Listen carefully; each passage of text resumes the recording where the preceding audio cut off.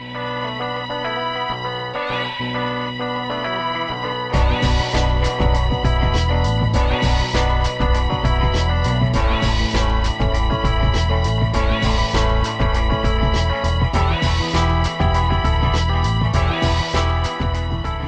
everyone, my name is Clayton. I'm here to share a little bit about my story.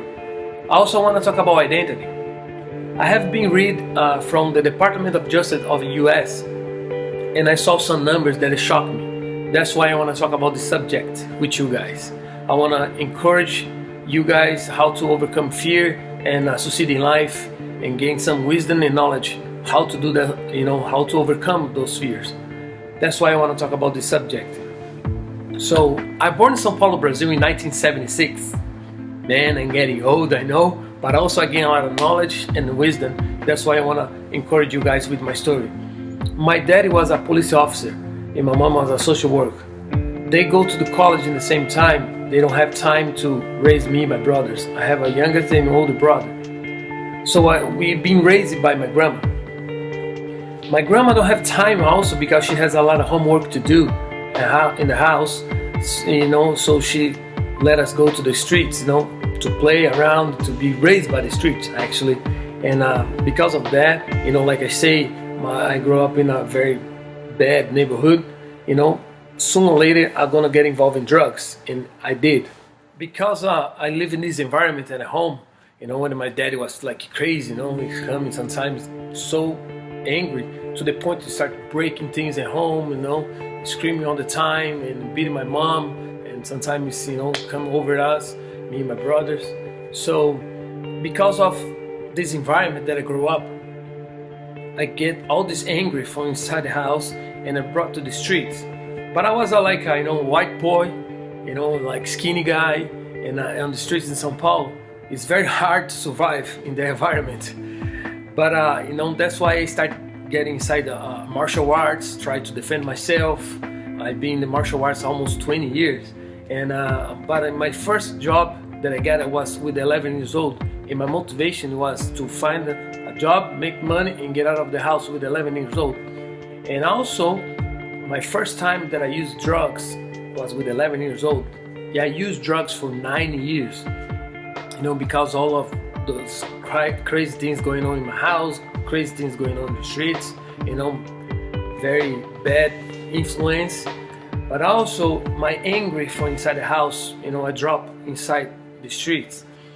And my first gun that I get was between 11, 12 years old.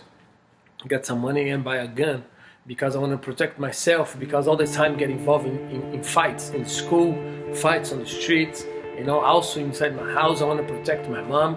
I have this broken identity, because the parents is supposed to give us direction in life, tell us where you come from, what you're supposed to do, how to respect others, how to live in society and community, but because my parents were so busy, overwhelming, because the financial situation, and also don't have time to raise me, my brothers, everything else I learned from the streets. In the streets we have justice by the hand. You do whatever you take to survive. But I come to a point that when I was so lost, in drugs and situations that I get involved, I put in risk my own house, my own family, because the gang fights that I have been involved, to the point that I almost died, and one day for you guys, I want to share with you guys a little bit about this. One day, because of gang fight, I was inside the mall with my friends, and somebody else come towards me and pull up a gun and shoot me 3 times, but the bullet didn't come out. In that moment, I saw a vision, I heard a voice inside of me saying to me, if you don't stop, I will stop you. From that moment, man, I saw all my life going through, like a vision. I see, from the day that I born until the day that I was living in, all the moments going like a flash, in a split of seconds, everything, showing my life and what I was going through, and all my dreams that I want to accomplish. In that moment, I thought I was gonna die. So my friends, stand up and they started running towards this guy, tried to catch this guy, and the other friends started pulling me out because inside a mall, in a food court, everybody starts screaming. All the security come to, after this guy and after me because they saw like the situation of or a fight. But I run, to escape of this, this crazy thing that was going on, and all of a sudden, my friends almost caught him in the front of the mall, but he turned back and shoot it again, and the bullet come out and hit one of my friends in the chest. So my friend was 16 years old when he died in the way to the hospital. My floor just, disappeared from my feet after that. I have to leave my house 3 times. One because my father, and after, the other 2 because I have to leave the neighborhood, my city. I have moved to Rio de Janeiro, also I moved to Minas Gerais, different states in Brazil, because I want to try my, getting up, I try to do something good in my life. Come to a point that I was straight for 3 years, but my neighborhood, was like coming behind me.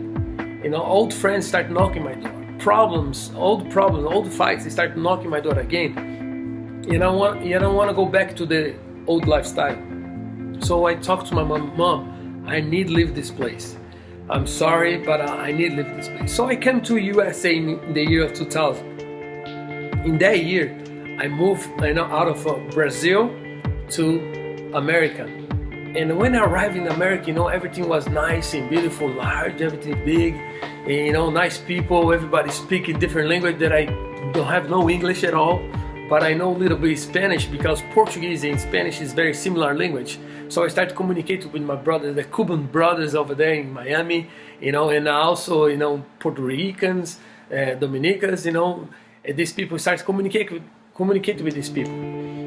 And I find an old cousin that was living here. So I started my life again, a new beginning, a new hope, and I started walking straight and putting my life, in the path that I have the opportunity, a new opportunity to grow in life and accomplish things in life. In that year, I met my wife, she's been with me almost 15 years together, helping other young people to succeed in life and share our story and how we overcome all those things. But when I arrived in Miami, I saw different people, different culture, different backgrounds, but also with something very in common, a lack of identity.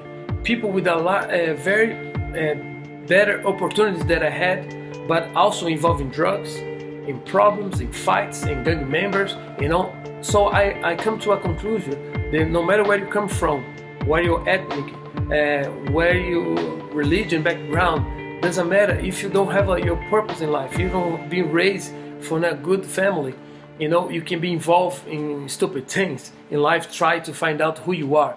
So I want to share with you guys some numbers of the statistics of the Department of Justice of US.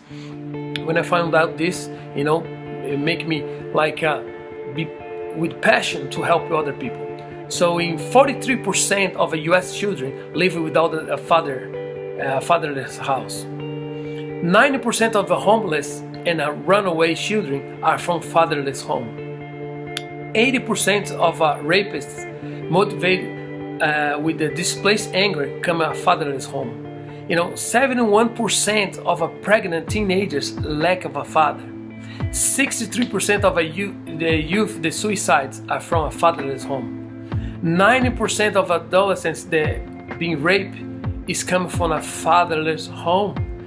71% of high school dropouts come from a fatherless home. All this information is from the Department of Justice of US. You have a lot of things, 70% of juveniles in the States operate in its institutions have no father. 85% of the youth in prison grow up in a fatherless home. Do you know how the Department of Justice know how large, how big it has to be a prison? Is because they go to the 6th grade and find out a young man or a young woman, they don't have or come from a broken family, don't have a father or mother, and they are bad in math, they are bad in English, and they come from a fatherless home, 85% of these kids have a chance to end his life in a prison. 85%. When I read this, it's ripped my heart, and raised a passion to help other people like me, because you cannot be a statistics. I was supposed to be in prison or even dead today, but I'm not, because I decided to fight for my life. I decided to find out who I am, where I come from, what I'm supposed to do in life. And I want to share this story with you guys, because I overcome all of that. And today I'm here. I'm a very happy man. I'm a very blessed man. I have my job. I have, I'm in college. I'm doing a lot of good things in life. I have a beautiful, wonderful, gorgeous wife, and I'm being prepared to be a dad, and I have a healthy family. Today I have a very nice relationship with my family. Actually, my mom passed away already, but she passed away like happy, because she saw my transformation in life, because I asked for help and I decided to fight. But one thing that I learned, you cannot fight alone. You have to drop your pride off and ask for help, because alone nobody can arrive in no place. So I want to share this with you guys, and let you know that we are here to you. If you like, I don't know, find a way to communicate with me, and my wife will find people in your neighborhood, find good people actually, and people in your society, in your community, that can help you guys put in a track, and teach you how to respect, honor, be loyalty, and for integrity. Words that today is like very rare to hear and see in young people in this generation. So today, me and my wife are helping our community, help very large youth around the world, in Brazil, here in America, and I want to encourage you guys to do the same thing, and share your story, because your stories matters, and I believe that this video can help you guys, and to at least stop and think about all this information. This information you can find out if you Google it, you're gonna find Department of Justice about fatherless homes, so you can see it's gonna shock you out, and at least wake you up, so you can do good things in life. So here we go. This is my video, and I hope you guys like it. Anything that I can help you, just let me know.